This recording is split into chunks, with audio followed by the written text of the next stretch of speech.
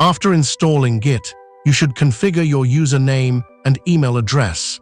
This information is embedded in every commit you make, identifying you as the author. Set your username. Replace your name with your actual name.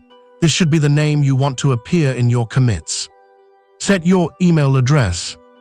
Replace your .email at example.com with the email address you want associated with your Git commits. This email is often linked to your GitHub/GitLab/Bitbucket account. Configure text editor.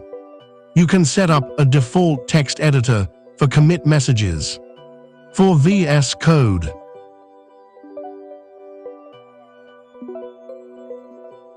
For Sublime Text.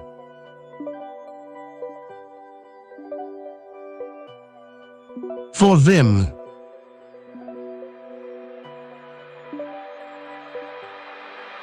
Configure aliases.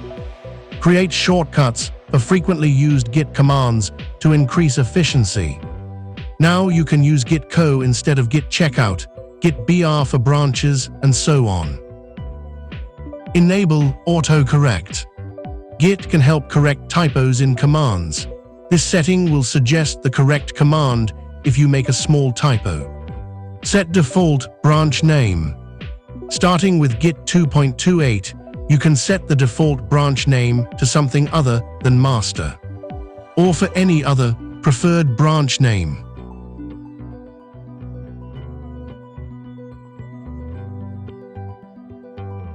Configure SSH key. Using an SSH key can simplify authentication when pushing and pulling from remote repositories. Generate SSH key. Follow the prompts to save the key. Add SSH key to SSH agent. Copy the SSH public key and add it to your GitHub GitLab account. Verify your configuration. To see all your global Git configurations, run. You should see your username and user email listed. You are now ready to start using Git for your projects. Subscribe and share the video for more.